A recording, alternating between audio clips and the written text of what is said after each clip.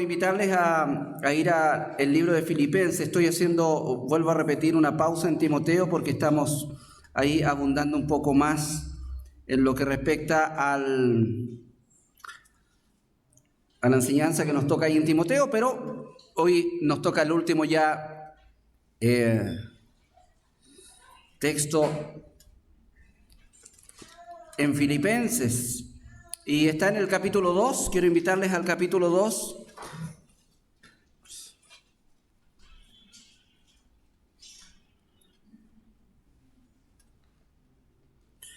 Y hoy día vamos a ver el tema, siendo cristianos de una vida ocupada. Siendo cristianos de una vida ocupada. Amén. En primera los Tesalonicenses, recordemos que Pablo, una de las cosas que instruye a la iglesia ahí en Tesalónica, es que deben amonestar a los ociosos, ¿ya? Amonestar a los ociosos. Obviamente en el contexto de Tesalonicenses, aquellos ociosos a los cuales Pablo se refiere, es aquellos cristianos dentro de la iglesia que no se ocupan de las responsabilidades que debe ocuparse todo cristiano, encargarse del sustento de su hogar, encargarse de trabajar, encargarse de ser personas proactivas en el campo laboral. Entonces hay personas que dentro de la iglesia tienen tal vez ese tipo de problemas y Pablo les dice que se ocupen de los ociosos, amonestándolos. Pero hay un tipo de ocio al cual nosotros no siempre ponemos atención. Y creo que muchos de nosotros pudiera todos los días ser este tipo de ociosos. Y es el ocio espiritual. El ocio espiritual. Pablo en este capítulo de Filipenses, capítulo 2, en este texto que vamos a ver, que está específicamente en el verso 12 en adelante, nos llama a ocuparnos de nuestra salvación, a ocuparnos en ella. Ocuparse de la salvación implica no solamente proactividad, sino que actividad en general. Nosotros tenemos que hacer cosas, nosotros tenemos que tener experiencias, vivir una vida cristiana. La vida cristiana es para vivirla, no para conocerla, ¿ya? Obviamente la vida cristiana tiene una base teórica. Nosotros aprendemos la doctrina, aprendemos teología, aprendemos la palabra de Dios, pero no la aprendemos para solamente conocerla. La vida cristiana responde a una experiencia práctica de todo lo que aprendemos.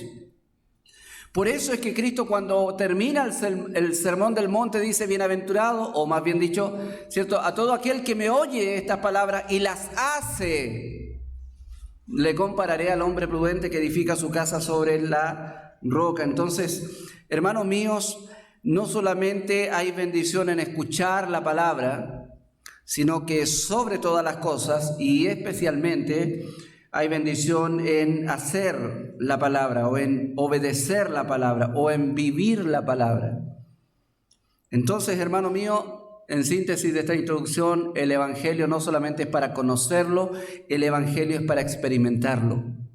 En una relación de disfrute de Dios y de Cristo, y en una experiencia continua que va afectando todas las áreas de nuestra vida. Por lo tanto, nosotros no podemos hacer caso omiso, oídos sordos a esta demanda que Dios da a través del apóstol Pablo, que es ocuparnos en nuestra salvación con temor y temblor. Voy a leer el texto hasta el verso 18 y luego vamos a ir al contenido en este sermón. Dice: por tanto, amados míos, como siempre habéis obedecido, no como en mi presencia solamente, sino mucho más ahora en mi ausencia, ocupaos en vuestra salvación con temor y temblor. Porque Dios es el que en vosotros produce así el querer como el hacer por su buena voluntad. Haced todo sin murmuraciones y contiendas, para que seáis irreprensibles y sencillos hijos de Dios sin mancha, en medio de una generación maligna y perversa, en medio de la cual resplandecéis como luminares en el mundo, asidos de la palabra de vida, para que en el día de Cristo yo pueda gloriarme de que no he corrido en vano, ni en vano he trabajado. Y aunque sea derramado libación sobre el sacrificio y servicio de vuestra fe, me gozo y regocijo con todos vosotros. Y asimismo, gozaos y regocijaos también vosotros conmigo. Oremos. Amado Dios, queremos, como siempre, Padre, orar antes de introducirnos al sermón, Señor, porque necesitamos de tu ayuda. En lo personal, yo como expositor de tu palabra, Señor, te ruego, Padre, que me asista el Espíritu Santo, me ayude, Señor, a poder expresar aquellas verdades eternas que tú quieres enseñarnos. Y Padre amado, ayúdame a mí mismo a vivir también conforme a estas verdades, Señor. Ayuda a mis hermanos también, no solamente a ser oidores olvidadizos, sino también hacedores de la palabra. Padre, para que todos juntos como iglesia, como congregación, podamos glorificarte. Y como dice Pablo aquí, Señor, el día en que Cristo venga, podamos gloriarnos, Señor, de que nuestra carrera no ha sido en vano. Padre, te pedimos esto en el nombre de Jesús. Amén. Bueno, la vida cristiana es para ocuparse en ella. Amén. Y eso, hermanos míos, es sumamente relevante. La vida cristiana es para ocuparse en ella. ¿Por qué es relevante? Porque muchas veces podemos tener la sensación o la impresión o la falsa convicción de que la vida cristiana se trata de que otros se preocupen de mí. ¿Me entiende? Nosotros, todos nosotros somos individuos con necesidades dentro de nuestra vida espiritual. Y las necesidades son muchas, materiales, de salud, son muchas las necesidades que tenemos. Pero, hermanos míos, amigos míos, las necesidades más fundamentales del ser humano son concernientes a nuestra relación con Dios. Porque en cuanto a lo material, pudiéramos tener necesidades materiales, sí, pero como dice Pablo a Timoteo, nosotros vinimos sin nada a este mundo y nos vamos a ir sin nada. Por lo tanto, el tener o no tener, o el tener mucho o el tener poco, no es relevante a la hora de sopesar cuáles son nuestras mayores necesidades. Porque tú puedes estar metido de cabeza intentando satisfacer tus necesidades materiales, pero olvidándote de lo que más importante es, tu vida espiritual. Porque un día tú y yo vamos a tener que dar cuentas a Cristo, al Señor. ¿Entiendes? Tú y yo vamos a tener que dar cuentas a Dios. Para la gloria del Señor, yo estoy preparado para ese día. Amén. Yo estoy vestido de la justicia de Cristo. Amén. He creído que Jesucristo murió por mis pecados, que Él pagó mi culpa, Él llevó mi culpa, Él llevó mi castigo. Y para la gloria de Dios, ¿cierto? Estoy aferrado a esa verdad. ¿Pero tú estás preparado? ¿Estás preparado para partir de este mundo? ¿Estás preparado para hoy día dar cuentas a Dios si mueres? Mi intención no es asustarte con la muerte. Te dejo claro eso. Mi intención es llamar la atención a tu conciencia para que entiendas que hay una necesidad mayor de la que tú piensas que tienes. Y esta necesidad tiene que ver con tu relación con Dios. Y la única manera de satisfacer esa necesidad, de sentirse satisfecho en el sentido de saberse salvo, saberse perdonado, saberse libre de la condenación eterna, es que tú en arrepentimiento pongas toda tu confianza y todos tus afectos en Jesucristo y en lo que Él hizo en la cruz.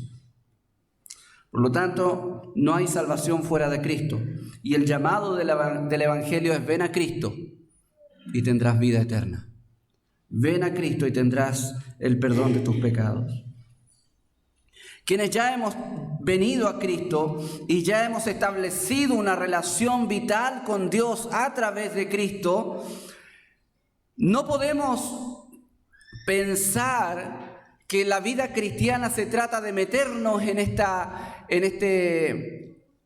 este crucero llamado salvación a través de Cristo, pero que dentro de este crucero tenemos que improvisar en la vida.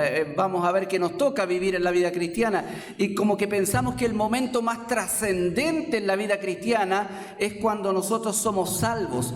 Ahí hay emoción, ahí hay lágrimas, ahí hay ansias, ahí hay decisiones, ahí hay un futuro, ahí hay emoción, hay tantas cosas en ese momento, pero poco a poco se nos van difuminando esas emociones y esos propósitos porque no vamos entendiendo de qué se trata la vida cristiana.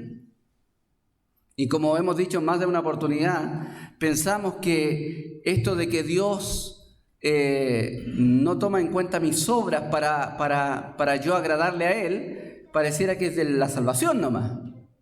Porque luego nos metemos en una vida, como hemos comentado, nos metemos en una vida en donde yo pienso y yo creo que sí, la verdad es que yo fui salvo por gracia, pero pareciera que Dios ahora me tiene buena o me tiene mala, depende de lo que yo hago. Entonces me meto en una vida de santificación por obras. Entonces cuando queremos insertar la idea, no somos santificados por obras. Tú puedes hacer 1 trillón de obras buenas, pero Dios no va a estar cautivado por eso. Dios está absolutamente cautivado por la obra de Cristo, no por tu obra y la mía. Es más, si eres cristiano, tus buenas obras, Dios las preparó de antemano, no tú. ¿Entiendes? No nosotros. Entonces, nuestras buenas obras tienen su lugar en la vida cristiana, pero no son el fundamento ni de mi relación con Dios, ni de que Dios se agrade de mí, ni de mi éxito en la vida cristiana. Y si bien es cierto, yo soy llamado y tú eres llamado, si eres cristiano, a ser personas que hacen buenas obras, para que los hombres vean vuestras buenas obras y glorifiquen al Padre que está en los cielos, dice el Sermón del Monte. Si bien es cierto, la vida cristiana se trata de hacer cosas, pero debemos entender bien la dinámica que existe en lo que nosotros debemos hacer con relación a lo que Dios hace en nosotros y a través de nosotros. ¿Amén? Repito la premisa que estaba en el estudio de hermano José en la mañana, ¿cierto? Es muy difícil que desde nuestro razonamiento comprendamos esta relación entre lo que yo hago y lo que Dios hace. Es muy difícil saber dónde está la línea. Es muy difícil. Tan difícil como es la línea que hay entre la responsabilidad humana y la soberanía de Dios. Entre el actuar providencial de Dios y mi mero actuar humano. Es muy difícil definirlo, pero es indudable, ¿entiende? Es indudable y es absolutamente evidente de que ambas cosas coexisten en nuestra experiencia de vida. Y Pablo quería hacer entender esto a los filipenses, porque él comienza en el capítulo 2 demandando cosas de los filipenses. Y así Dios demanda cosas de nosotros. Si hay alguna consolación en Cristo, si algún consuelo de amor, si alguna comunión, es decir, si estas cosas es como, aquí Pablo está diciendo, es como si yo le dijera a hermano Darío, mire, si usted me quiere, hermano Darío, si yo soy una persona de respeto para usted, si usted me tiene buena, si realmente yo le caigo bien, mire, le voy a pedir un favor. Esa es la idea del discurso de Pablo aquí al empezar el capítulo 2. Pone toda una serie de cosas sobre las cuales le va a pedir algo a los filipenses. ¿Ya? ¿Y qué son esta serie de cosas? si ustedes quieren consolarme con su amor, si ustedes realmente entienden que estamos en comunión, yo con ustedes en el Espíritu, si realmente tienen un afecto entrañable, es decir, si ustedes me aman, ¿cierto?, desde lo más interno suyo, si realmente ustedes tienen misericordia de mí, pucha, les pido una cosita más para que completen mi gozo. Esa es la idea. ¿Y qué les pide? Mándenme otra ofrenda, por favor. ¿Les pide eso? Vengan a la iglesia, por favor. No. Le dice, ustedes, como iglesia local, sientan lo mismo. Tengan un mismo amor. Sean unánimes, sintiendo una misma cosa. Les llama, hermanos, a ponerse dentro de la identidad a la cual Dios llamó a cada iglesia local. Ser una expresión de la unidad de Dios, del amor de Dios. Y hay otra demanda. Esto implica la unidad, el llamar a la unidad a la iglesia de Filipos. Esto implica cosas que hacer y cosas que no hacer. ¿Me entiende? O sea, aquí vamos uniendo cosas. Dios nos llama a ser de determinada manera como iglesia. Dios llamaba a la iglesia de Filipo, a través de lo que Pablo dice, Dios le llama a ser una iglesia unida, donde la unidad de la iglesia local sea la expresión de la unidad del Dios Trino. Entonces les llama, tengan un mismo sentir, sientan lo mismo, un mismo gozo, un mismo amor, etc. Pero eso, hermanos míos, no llega gratis. Eso no pasa así espontáneo. Eso demanda actividad, proactividad. Por eso es que más adelante dice, ocúpense de su salvación. Es decir, hermanos, Dios nos llama a hacer algo, a hacer luz, a hacer sal, a hacer muchas cosas.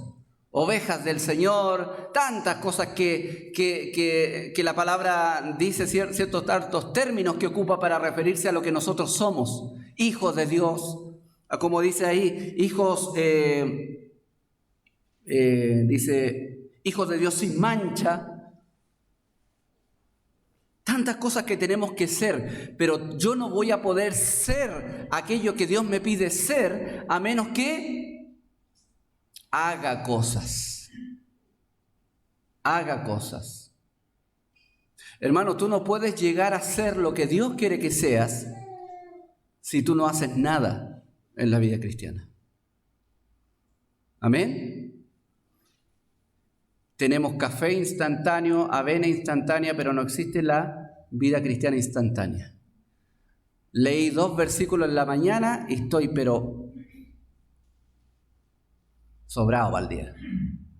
Leí en la hora de almuerzo por los alimentos, o sea, oré para la hora de almuerzo por los alimentos, así que estoy cubierto.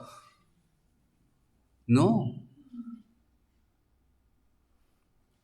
Y hermanos, bíblicamente podemos encontrar una relación entre la madurez que tú estás alcanzando con la actividad espiritual que tú estás haciendo. A menos actividad espiritual, menos madurez. A más actividad espiritual, más madurez, más crecimiento. Hay una relación. Entonces, hermanos míos, habían cosas. ¿Dios les llama a la unidad a esta iglesia? Claro que sí. ¿Es instantánea esta unidad? No. Por eso es que le dice, cuando hagan cosas, no hagáis nada por contienda o por vana gloria. No dice nada hagáis y punto, no. Tiene que hacer cosas, ¿cierto? Un montón de cosas.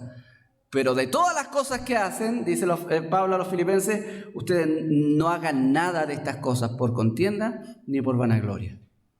Es decir, revisen sus motivaciones cuando sirven a Dios. Revisen sus motivaciones cuando hacen cosas como iglesia. Y ahí ponen luego, ¿cierto?, el ejemplo de Cristo, quien hizo una gran obra para Dios, pero desde una actitud apropiada. ¿Y cuál es esa actitud apropiada? La humillación. Haya pues en vosotros, verso 5, este sentir que hubo en Cristo Jesús. Por eso dice el verso 3, antes bien con humildad, hagan las cosas, pero con humildad. Estimen a los demás como superiores, no se sientan superiores a los demás, ustedes vean a los demás como superiores a ustedes. Eso significa no cultivar un espíritu de inferioridad. Eso significa yo, personalmente, posicionarme abajo de los demás. Soy su siervo. Eso significa. Eso le dijo Pablo, el Señor Jesucristo a los apóstoles, ¿cierto? En el mundo, la idea de la autoridad tiene que ver con mandar, con estar sobre, pero en medio de usted, en el reino de Dios no es así. En el reino de Dios, quien quiere ser mayor tiene que ser el que sirve más. La humillación, la humildad forma parte neurálgica de la actividad de todo cristiano. Entonces por eso apela a la humildad de Cristo. Él, siendo Dios, no estimó el ser igual a Dios como una cosa a la cual aferrarse, sino que se despojó a sí mismo y se hizo hombre y se hizo siervo hasta la muerte. Murió miserablemente, vergonzosamente, motivado por la humildad y el amor a su pueblo. Entonces, Cristo es nuestro Salvador, amén. Pero Cristo, para ser nuestro Salvador, hizo cosas para salvarlo. En general, hermanos míos, a lo que yo quiero apuntar aquí en este punto es que, hermanos, la vida cristiana no es una vida pasiva. No es una vida pasiva, es una vida activa. Es una vida donde tú y yo somos llamados a ocuparnos de ella, ocuparnos de nuestra salvación. Entonces cuando Pablo le dice a los filipenses, ocúpense de su salvación, no está hablando de la salvación del alma en sí, ya eso vamos a verlo, es muy interesante. Es decir, a veces tenemos confusión, malos entendidos. ¿Qué quiere decir Pablo cuando dice ocuparse de la salvación? Bueno, no está diciendo que yo debo ocuparme de mi salvación para obtenerla. ¿Amén? No está diciendo, oye, ocúpate, pon el empeño para ganar la salvación. No está hablando de eso. Porque en el contexto él está asumiendo que sus oyentes son salvos. Cuando dice ocuparse de la salvación, no está hablando de ocuparse en ella para no perderla. Pórtate bien, si no puedes perder la salvación. Y de ahí salen muchos mitos, ¿cierto? Si el Señor viene y no me pilla en la iglesia,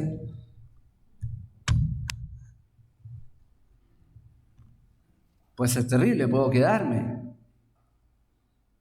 Suena lindo eso, suena teológico. Pero esa idea infiere algo.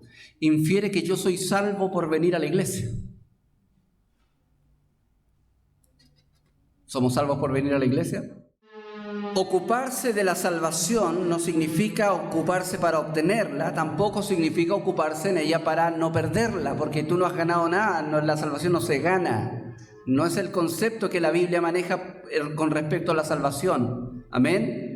No se gana, por lo tanto, si yo no gano, no puedo perderla. Ya no es algo que se puede perder. La salvación es dispuesta en la Biblia como un regalo, como un don, el don de la vida eterna, el don del arrepentimiento, dice. Es un regalo. Ocuparnos de la salvación significa esencialmente, y ocupando el mismo lenguaje que Pablo ocupa en Filipenses, se trata de perfeccionar esa salvación.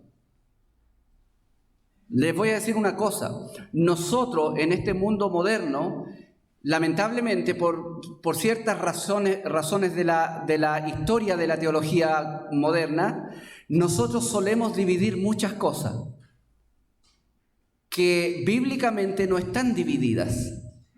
Y muchas veces he comentado esto, pero es pertinente comentarlo nuevamente. Nosotros pensamos que la salvación es una cosa y el discipulado es otra cosa. ¿Me entiende? Pero no, bíblicamente es lo mismo, es exactamente lo mismo. No hay una línea de corte. Por eso que Cristo dijo, ir a ser discípulos a todas las naciones. Entonces, hacer discípulos, ¿eso quiere decir discipularlo? O sea, ¿ya son salvas? No, está hablando de la salvación. Entonces, en este mundo moderno todo es el mal neoplatónico. Todo es dual, todo se divide. No, yo no vine a la iglesia, pero de corazón estuve con el Señor. Nos dividimos así, ¿eh? No, si no estuvo mi cuerpo ahí, pero mi mente sí. Tiene sentido en algunos casos, pero no se trata de dividir nuestra vida. Y muchas veces dividimos la salvación. Bíblicamente, la salvación es algo que comienza con el nuevo nacimiento. Es más, teológicamente, la salvación comienza antes de la fundación del mundo. Tu salvación comienza antes de la fundación del mundo en tu elección. Y termina, ¿sabe cuándo termina? Nunca. Porque es eterna. Amén. La salvación es eterna. Entonces, tenemos salvación eterna. Ahora, por ese motivo, buenos motivos en algunos casos, los teólogos han querido a una parte dinámica de esta vida de salvación, para entenderla un poco mejor, llamarle santificación. Entonces, somos salvos, dicen ellos, los teólogos, y comenzamos una vida de santificación progresiva. Y eso es correcto. ¿Dónde está el problema? Es que muchas veces nosotros decimos, en base a ese entendimiento, decimos, la salvación es una cosa, la santificación es otra cosa. Y eso es incorrecto. La santificación es la misma salvación. Entonces, pastor, ¿me estoy salvando? No se trata de eso. Estás siendo salvo, estás viviendo tu salvación, a lo cual nosotros le llamamos santificación. Pero esa confusión la tenemos nosotros. Pablo no la tenía, ni los hermanos tampoco. Por eso es que hablan en este tipo de lenguaje. Ocúpense de su salvación. Ocúpense de su salvación. Es decir, hagan cosas que perfeccionen su vida salva. Y a eso nosotros en este mundo, en este tiempo, le llamamos santificación. Está hablando, ocuparse en la salvación, hermanos, significa perfeccionar la salvación. Y en un lenguaje más conocido seguramente para ti es santificar nuestra vida. Santificar nuestra vida. Vuelvo a repetir, esa confusión a veces está para nosotros, pero no para Pablo. Es exactamente a lo mismo que se refería cuando él les dice a los mismos filipenses. Les dice, estando persuadidos de esto, que el que comenzó en vosotros la buena obra, ahí nosotros decimos, esa es la salvación, la perfeccionará. Y ahí decimos nosotros, esa es la santificación. ¿Entiendes? Pero para Pablo es una sola obra, que comienza y se perfecciona. Pero es una sola cosa. Por eso es que Pablo dice, ocúpense de esta sola cosa, que es la salvación. Somos salvos por la obra de Cristo y vamos siendo santificados por la misma obra de Dios a través del Espíritu Santo. Pero hay un llamado. A lo que le da énfasis en este texto Pablo, en el capítulo 2, verso 12, es a la responsabilidad mía y tuya en esta salvación. Amén. Y eso es algo de lo cual nosotros debemos estar bien apercibidos. ¿Por qué? Porque de pronto nos podemos convertir en ociosos espirituales. Y hay personas que llegan al punto de decir, no, bueno, todo es por gracia, todo es la obra de Dios, así que aquí estoy esperando que Dios haga algo. Y pasan años esperando que Dios haga algo. Pero hermano, usted no hace nada, no es que eso es obra. No, Dios nos llama a hacer cosas, amén. Dios nos llama a hacer cosas. Pero ¿y si fracaso, pastor? O sea que no haces porque te amas a ti mismo y no quieres verte como un fracasado. Vamos con el fracaso nomás entonces, pues, porque así trabaja Dios. Amén. Así trabaja Dios. Dios te hace responsable de todo lo que tú haces. Amén. Yo soy responsable de mis errores como cristiano delante del Señor. Yo soy responsable por los pecados que yo cometo como cristiano delante del Señor. Yo soy responsable y culpable de todo lo que me equivoco en mi vida cristiana. Amén. Pero por la soberana providencia de Dios, todo esto está cubierto por la soberana obra de Dios, de Cristo. Y ahí se aplica, ¿cierto? Porque a los que aman a Dios, todas las cosas, incluso tus fracasos, ayudan a bien. Pero yo tengo que hacer cosas. Amén. Pedro, cuando estaba deprimido en el lago pescando, después de la resurrección de Cristo, estaba ahí pescando. ¿Qué estaba haciendo? Nada. ¿Y sabe lo que hace Cristo? Va, lo busca y le dice, vaya a apacentar mis corderos. Haga cosas. Si bien es cierto, debemos entender que la vida cristiana no se trata esencialmente de un cúmulo de actividades que realizar, pero tampoco se trata de una vida pasiva, impávida, esperando únicamente que Dios haga cosas y no yo. Es por eso que Pablo pone a los filipenses el ejemplo de Cristo. Haya pues en vosotros este sentir que hubo en Cristo, ¿cierto? Sentir, la palabra sentir ahí en el verso 5 no quiere decir esta emoción, sentimiento. Es que así lo sintió Jesús. No, la palabra sentir, lamentablemente a veces no logramos entender bien la idea original, pero la palabra sentir quiere decir propósito, mente, disposición. Es decir, cuando Pablo dice, haya pues en vosotros este sentir que hubo también en Cristo, nos está diciendo que Cristo tuvo una disposición en su corazón de hacer algo y lo hizo. Tuvo un propósito en su mente y lo llevó a cabo. Y este propósito era un propósito que esencialmente involucraba mucha actividad. Él vino, se despojó de sí mismo, se despojó de su divinidad en el sentido de la gloria en el cielo, porque Él no se despojó de su divinidad en el sentido de su naturaleza. Cristo es verdadero Dios y verdadero hombre, amén. Pero Él abandonó el trono allá arriba y vino acá abajo. Por eso que dice en Efesios que Él descendió a las partes más bajas de la tierra. Él se humilló a venir acá a los hombres. ¿Y qué hizo? Tuvo que vivir obedeciendo la ley de Dios. Mire lo que dice Hebreos capítulo 5. Si no alcanza a llegar ahí, no importa, ¿ya? Voy a leerlo yo. 5:7 dice, y Cristo en los días de su carne, ofreciendo ruegos y súplicas con gran clamor y lágrimas al que podía librar de la muerte, ¡wow! Nuestro Señor Jesucristo, el Dios eterno, dice, estaba ofreciendo ruegos, súplicas, clamando con lágrimas al que podía librar de la muerte. ¿Qué le pasó a Cristo aquí? ¿Estaba desesperado? No. Estaba en su naturaleza humana expresando el dolor y la angustia como todo ser humano,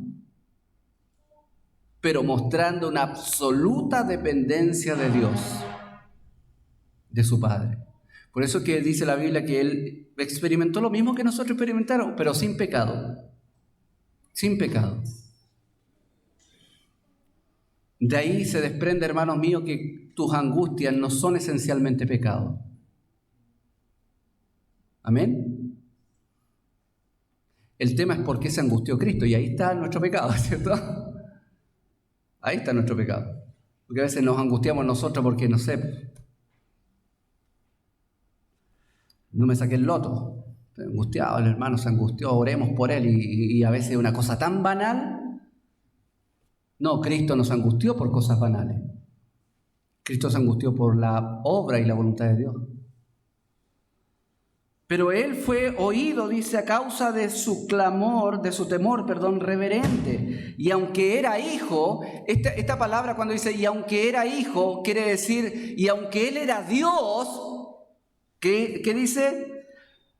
Por causa de lo que padeció, él aprendió obediencia. ¡Wow! ¿El Dios de los cielos tuvo que aprender a obedecer? Sí. En su faceta humana. Amén. A lo que voy yo con este texto es a que Cristo no tuvo una vida pasiva. No estuvo meditando todo el día ahí arriba en la cumbre del cerro tratando de conectarse con la divinidad. No era un místico. Cristo fue una persona de carne y hueso como tú y yo que tuvo que vivir en una sociedad pecaminosa, pecadora, lidiando con todo lo que nosotros lidiamos, pero sin pecado. Pero él tuvo que vivir, experimentar, aprender a obedecer, como dice aquí. Entonces nosotros no podemos pensar que nuestra propia vida cristiana sea una vida pasiva, esperando que Dios obre nomás. No, tú y yo estamos llamados a vivir esta vida cristiana, a hacer cosas, o en el lenguaje de Pablo, a ocuparnos de lo que Dios nos dio. ¿Qué te dio el Señor? Salvación, ocúpate de ella. No te la dio para dormirte en tus laureles, Dios te la dio para ocuparte en tu salvación, porque ocupándote en tu salvación tú vas a glorificar a Dios. Entonces por eso se pone el ejemplo de Cristo. Y es por eso que tú y yo debemos mirar a Cristo, porque Él dice la Biblia que Él dejó huellas para seguir sus pisadas. Y Pedro lo dice eso en el contexto del sufrimiento de Cristo. Cristo sufrió. ¿Por qué sufrió? Bueno, esencialmente para llevar nuestra culpa y nuestro castigo, para salvarnos. Pero Cristo sufrió, según Pedro también, para que nosotros, los creyentes que sufrimos en este mundo, sigamos las mismas pisadas de Él. ¿Amén? ¿Y qué dicen sus pisadas? Sus pisadas dicen, aunque tú vayas a la cruz a morir, mantente fiel al Señor. Aunque tú vayas a la cruz a morir, ama los planes de Dios. Entrégate por ellos. Aunque tú vayas a ser avergonzado colgando en esa cruz, no importa, confía en Dios. Y dice la Biblia, por el gozo puesto delante de él, sufrió la cruz, menospreciando lo oprobio. Es decir, él veía más allá del sufrimiento. Hermano, una pregunta, ¿tú has alcanzado esa capacidad espiritual de ver más allá de lo que tú sufres? ¿O solamente estás ahí metido en tu sufrimiento? ¿Sabe lo que veía Cristo en la cruz? ¿Usted cree que veía los clavos? Sí, le dolían los clavos, sí. Sí. ¿Le dolieron los latigazos? Sí. ¿Le dolió, le afectó físicamente la deshidratación y el desangramiento que tuvo? Absolutamente. Tuvo un colapso sistémico Cristo en la cruz.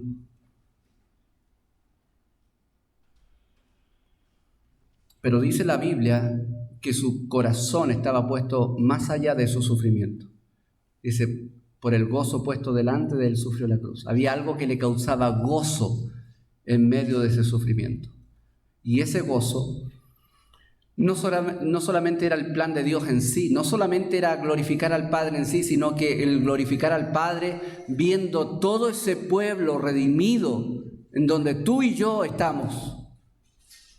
Tú y yo fuimos la causa del gozo que Cristo tuvo cuando sufrió la cruz. Pero nosotros vivimos la vida cristiana enfocados en el sufrimiento, en los clavos y en la corona. Y no hemos aprendido en muchos de los casos, hermanos, a mirar más allá de nuestro sufrimiento. Y eso afecta a nuestra vida cristiana, la dinámica de nuestra vida cristiana, porque en vez de avanzar, en vez de ocuparnos con amor de nuestra salvación, nos frena, nos estanca. espiritualmente. Por eso tú y yo estamos llamados a considerar siempre a Cristo aquí. Haya pues en vosotros el mismo sentir que hubo en Cristo. Hebreos lo expresa de esta manera, el escritor de Hebreos: considera aquel que sufrió tal contradicción de pecadores contra sí mismo, para que tu ánimo no se canse hasta desmayar. Siga adelante. Pone como ejemplo a Cristo, que sufrió peor que tú, pero siguió adelante. ¿Y por qué? Por la causa que había detrás de su sufrimiento. Y la causa era la gloria de Dios a través de la redención de su pueblo. Entonces su exaltación, hermanos, nos ayuda, la exaltación de Cristo nos ayuda a entender que la humillación sí tiene su recompensa. Lo que pasó después de que fue humillado Cristo, dice: por lo cual también, debido a su humillación, dice el verso 9, Dios también lo exaltó hasta lo sumo.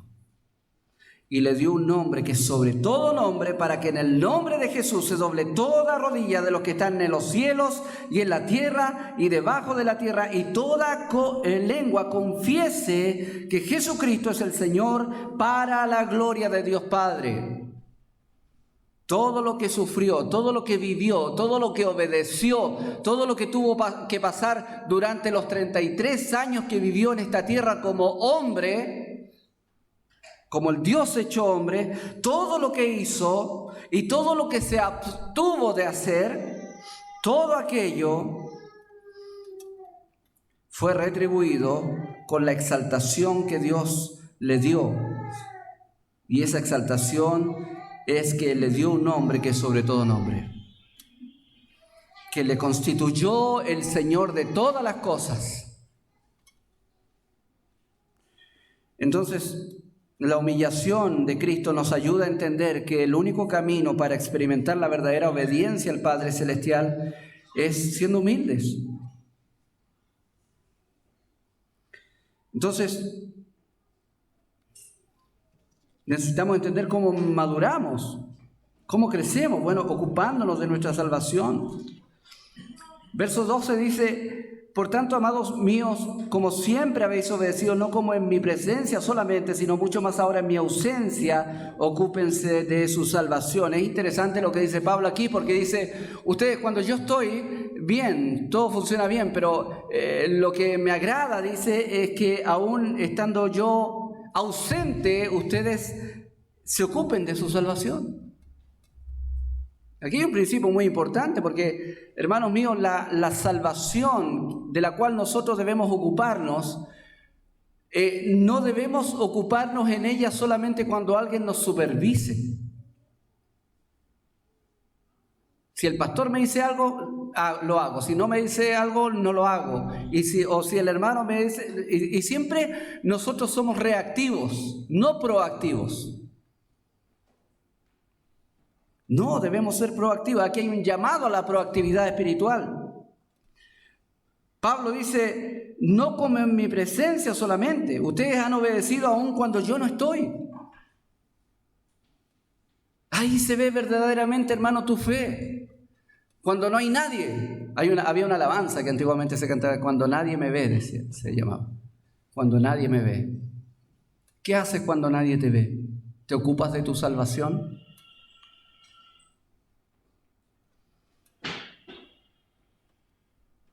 No, hermanos míos, nosotros somos dados a no ser responsables con lo que nos toca hacer. Hermanos míos, ocupémonos de nuestra salvación. Hazte cargo de tu salvación, hazte cargo de tu vida cristiana. No espere que otra persona se haga cargo de tu vida. Ese es el llamado. Tú debes hacerte cargo de tu vida cristiana. Sí, otros contribuyen a nuestra vida, amén, pero yo no puedo hacer responsable a otros por mi vida. Es que yo ando así, hermanos, porque los hermanos a mí no me llaman, no me atienden, no me hablan, no me dicen nada. Estoy metido en tremendo problema y nadie sabe. Hermano, nadie va a ir a tu casa a golpearte, a hacerte una entrevista. ¿Qué te pasa? No. Yo soy responsable de lo que me pasa. Amén. Y déjame decirte una cosa, aunque nadie me llame, Aunque nadie me pregunta cómo está, pastor, yo soy responsable de mí. Yo soy responsable de cuando peco, de cuando me equivoco, de cuando hago las cosas mal, de cuando estoy angustiado. De todo soy responsable yo. Sí, es verdad. Hay situaciones en la vida que me están empujando a cierta condición personal, pero yo no puedo excluirme de mi culpa. No puedo sacarle el cuerpo a mi culpa, a mi responsabilidad. Soy responsable. Por lo tanto, debo asumir esa responsabilidad con mi propia vida. No he leído la Biblia, pastor, porque los hermanos no me llaman para acordarme. Mire que no he orado porque, hermano, ningún hermano me estimula a orar. Siempre estamos dependiendo de los demás. No, hermano, sé proactivo, proactivo. Tú haz las cosas. Entonces, abandona, hermano mío, la pereza espiritual. Abandona esa pereza espiritual. Y no vengas a justificar la pereza. Si es pereza, ponele ese nombre delante del Señor. Señor, perdóname porque soy un perezoso. Soy un vago espiritualmente, Señor. No leo la Biblia, no oro porque soy un vago espiritualmente. Sácame de este hoyo, Señor. Ayúdame. Dame tu gracia. Ayúdame a ser como Cristo, que se humilló para hacer lo que Dios le pidió hacer. Con gozo. Disfrutando.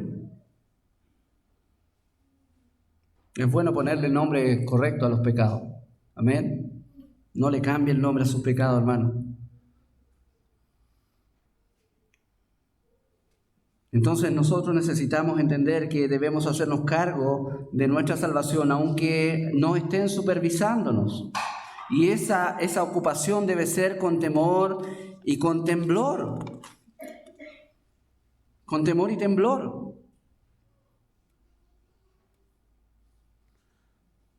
No, yo leo la Biblia todos los días, no con pachorra, no agallado, no con orgullo.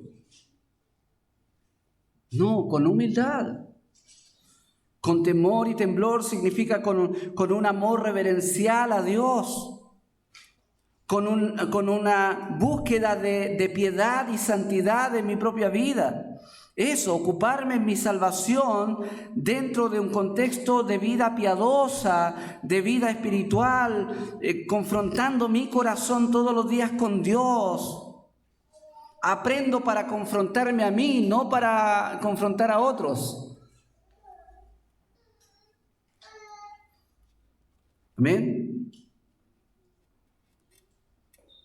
Yo mismo debo decirme, bueno, ¿para qué voy a estudiar un curso de consejería? ¿Para aconsejar a otro o para aconsejarme a mí primero? Bueno, es para aconsejarme a mí primero, amén.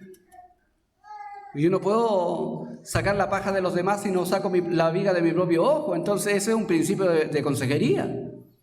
Entonces yo tengo que aprender a filtrarme por la palabra yo mismo, ocuparme en mi salvación. ¿Sabe por qué? Porque de pronto, voy a ser bien chileno aquí para decirlo, porque de pronto nosotros estamos dando remedio para los callos y tenemos tremendos juanetes.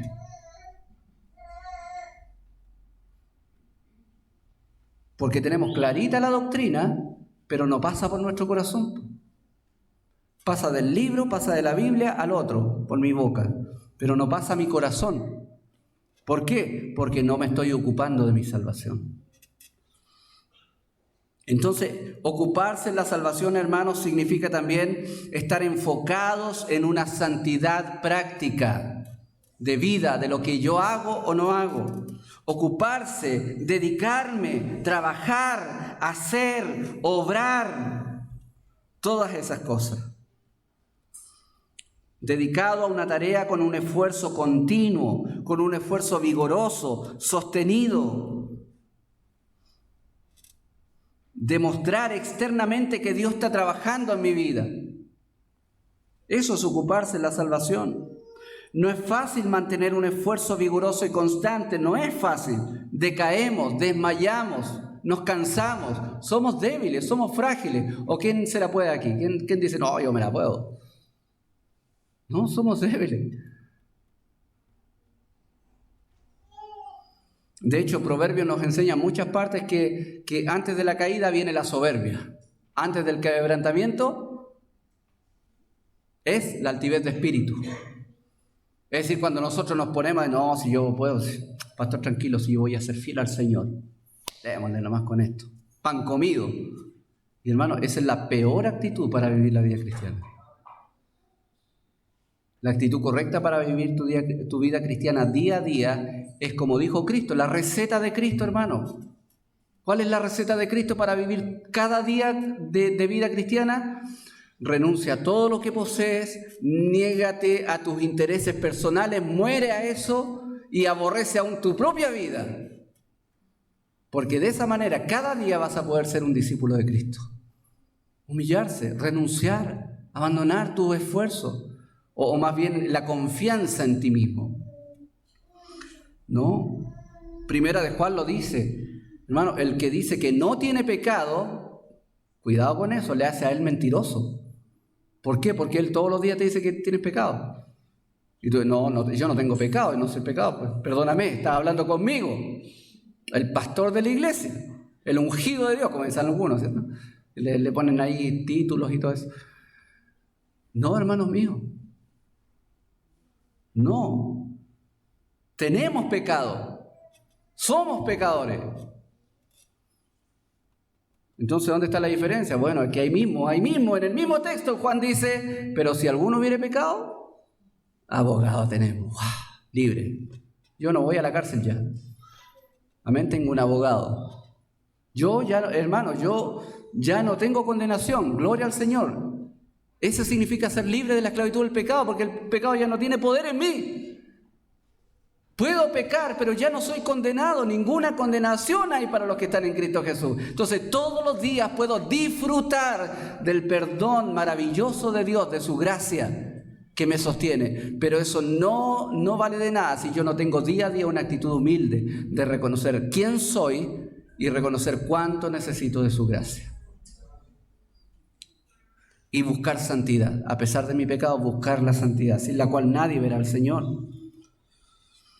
Entonces no es fácil para mantener un esfuerzo vigoroso y constante. Significa usar al máximo todo lo que Dios nos ha dado como medios para santificar nuestra vida.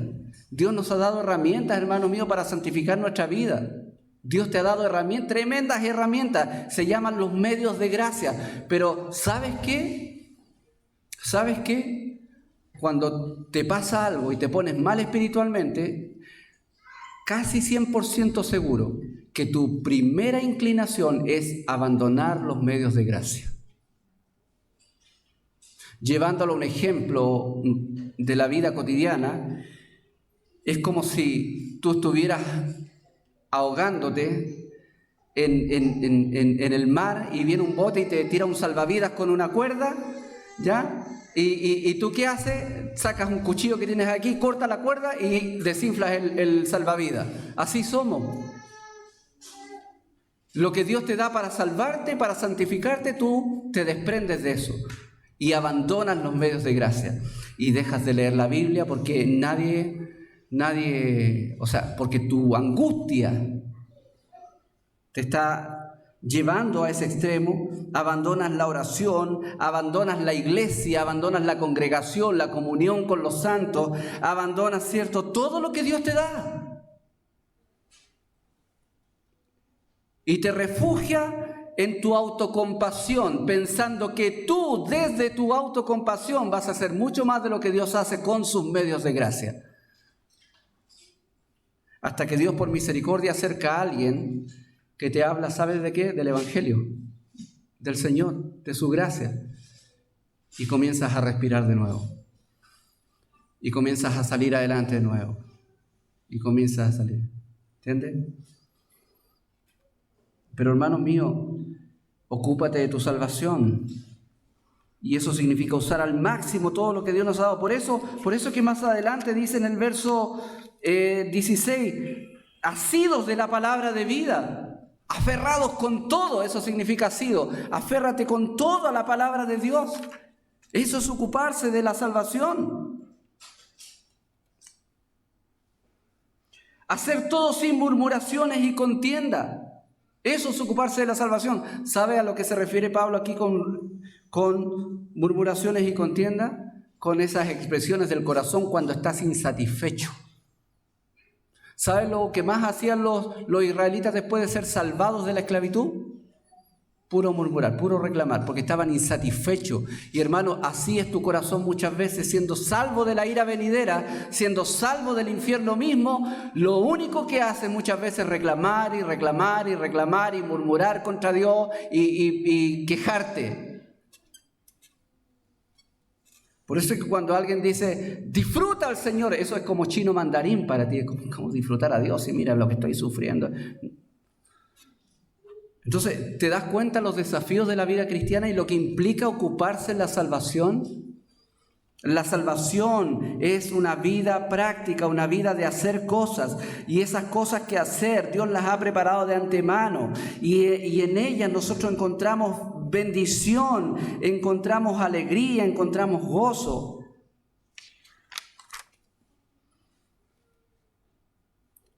La oposición, hermanos míos, los enemigos, como veíamos en el Salmo también, y en los Salmos en general, los enemigos son vigorosos. Tanto el diablo como el mundo y nuestra propia naturaleza pecaminosa no son enemigos peleles, no son enemigos debiluchos, son enemigos dispuestos a hacer cualquier cosa para destruir tu comunión con Dios. Pero tú y yo somos unos debiluchos, y pensando que en nuestra realidad debilucha vamos a hacerle frente. No, hermano mío. ¿Tú crees que puedes enfrentar las tentaciones del mundo o la actividad perniciosa del diablo con orar por los alimentos? ¿O leerte 2 versículos diarios? ¿Así se enfrenta el diablo? ¿Así enfrentas tu corazón engañoso todos los días? Tú sabes que tu corazón es engañoso, perverso, y que la naturaleza pecaminosa en tu corazón ahí está luchando, lidiando, llevándote, haciendo presión, y tú crees que con un versículo...